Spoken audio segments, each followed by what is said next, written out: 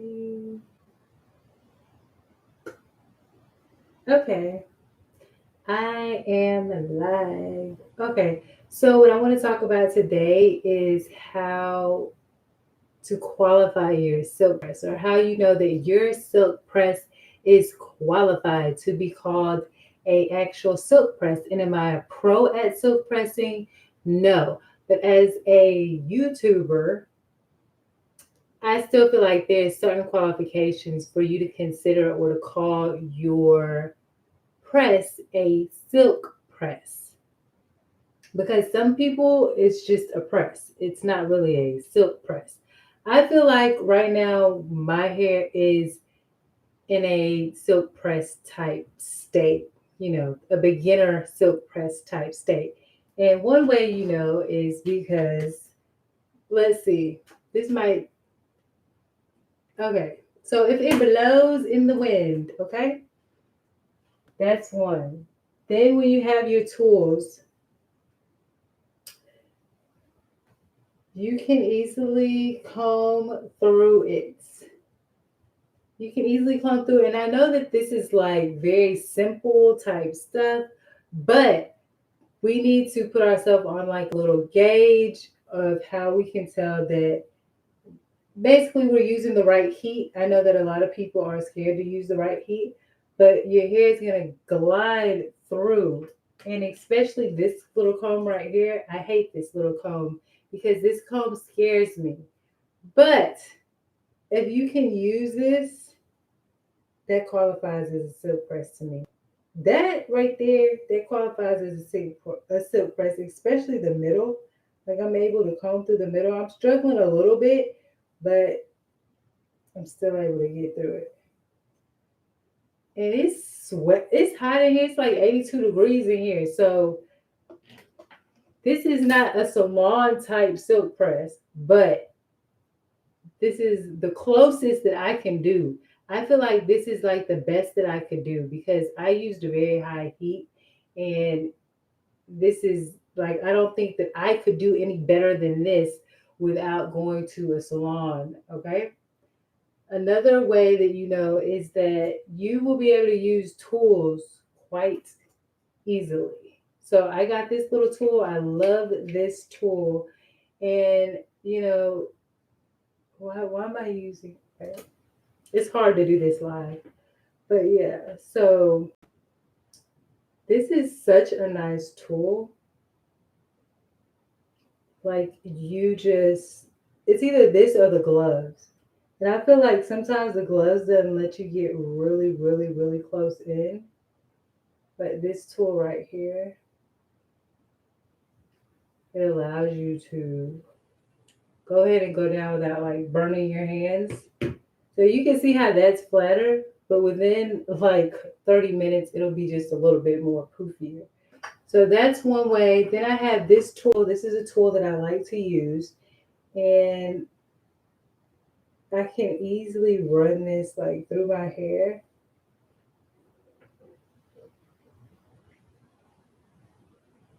And that's another way that like your products, everything that you use will be just so much easier to glide through. And the reason what inspired me to do this video is Star Puppy, because Star Puppy talks about her silk press, but I'm like, sweetie, that ain't no silk press yet. It's not the beginning stage. Like I feel like mine is the beginner stage because I'm not professional at it. I mean, I'm not a professional. I didn't go to school for it or anything like that. But I'm just like, it's too poofy. It's too thick. It's not a silk press. It's like just straightening your hair and it's a press. It got to be silky. Okay, let me try to stay professional. It has to be like a little bit silky. You have to be able to run your hand through. You have to be able to use this comb right here. I'm trying to calm down. This is like the measurement of if it qualifies to be a silk press. Now you can use the blow dry test. You can use the what the wood because it's so cold. It's fun. Feels so good. Okay, let me stop. I'm not in a movie. Okay, so that's just one way. It's gonna be extremely movable. Now you can hear that it's still like a little bit crunchy, but these are all tests where you can say it's a beginner silk press. Okay, this 2022, we're gonna at least be like able to say if this is a press, it's just a press or a silk press, the beginner silk press. You got to be able to pull this specific comb down your hair. It has to go through the middle section. The middle section, not the side, because you know some of us is missing some sides, including myself. I mean, I'm missing a little bit somewhere around here. But yeah. So that's one thing. It has to easily glide through your hair.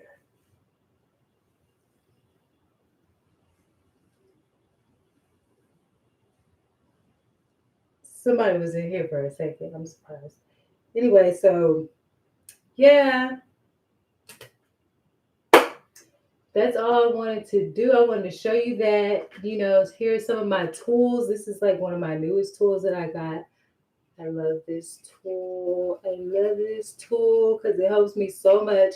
I want the gloves though. Of course, I have my Kiss um, brush. And let me tell you guys, when you do a silk press, the beginner silk press, that's what I'm calling it. What's nice about it is that you can comb through your hair.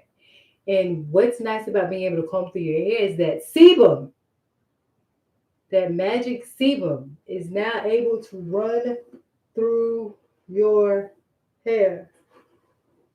Okay? So I'll probably make another video on this because, no telling how many people just watch 2 seconds of this. But yeah, wow, I have such a big forehead. Like, is my forehead bigger than Tyra Banks though? Like, I don't know. But anyway, I need to eat good. Look like I'm starving. But yeah, so the sebum is now able to flow through my hair, and that's what I really love about doing the silk press. I can feel my scalp. Like what? I can feel my scalp. So I encourage you guys to go to the salon or figure out a couple of tips where you can do this at home safely. Get your heat protectant and everything. I myself didn't really use a heat protectant because I produce so much oil in my hair already, and my forehead is oily. Everything is oily, so I don't want to put any more oil in my hair right now in this particular state that it's in. So yeah, that's all I wanted to show you guys is what qualifies it as a silk press. Now, this is not the beautician qualifications. One of the gurus is going to come on here and they're going to tell you what better qualifies as a silk press. And that's what they're supposed to do because that's what they go to school for. They are going to naturally be much better at it and they're going to know more secrets and more tips. This is one of those YouTubers that, they'll probably criticize about not knowing what they're doing, but that at least is what is going to qualify it as a silk press to me. So from me to you, imano imano, like from me to you, like all the other YouTubers except the gurus and the professionals because they have this like they don't need no tips, like they have this down pat. That's why those get so many views on silk presses, and because most of us are trying to get to that point where we can say that we can do a silk press at home. I'm just letting you know that for me, I think that that's almost impossible, but I think that you can get somewhat close to it. But I think that just all flat on flat out like silk press is almost impossible. Now, if I throw some curls in here and what I'm saying, bump it a little bit, then it'll probably look a little more decent. But I would call this the beginner silk press. The beginner silk press. And yeah, if it does not allow you to run your fingers through it without it getting stuck in there, don't count it as a silk press. Don't do that to yourself. Just, call it a press. Call it, straightening it. I feel like most of the YouTubers on here are pretty, I would say it's like 50-50. Like some people say it's a silk press when it actually is, and some people say that it's a silk press when it kind of looks more just like a blowout. Like Star Puppy, that was a blowout, boo. That wasn't a silk press. Now I'm interested in seeing your silk press because first of all, she has a beautiful face structure, beautiful skin, and I can tell that her hair is going to be just beautiful once she actually does actually get that silk press. So I'm looking forward to that video. And like I said, the only thing that can get your hair or you feeling 100% confident in it being a full blown out silk press is you going to the salon or the beauty shop and make sure that it's somebody that you trust, somebody that's going to be completely professional and get your hair in a state to where it's nice, healthy, and silky, and you don't feel compromised when you leave the beauty salon. You don't feel sad. You don't feel like um, upset and wanting to cry because you see like a ton of hair on the floor. Now, maybe the first time that you go to the salon out of a year or so, you might encounter something, hopefully not. But the second time, I feel like, especially if you go to the same person, you should not have those same problems. Because if you go a second time, then they're really showing you that that's their style, that's how they do it, and more than likely they're not going to change, and you shouldn't go there for a third time. I feel though, however, most professionals are going to leave you with the most hair on your head, and a minimal amount of hair is going to be on the floor, and a minimal amount of hair is going to be in the brush. That's just from my experience from the people that I felt were pretty professional that I have dealt with. So just keep that in mind, and I continue to encourage you guys to don't be afraid of the silk press.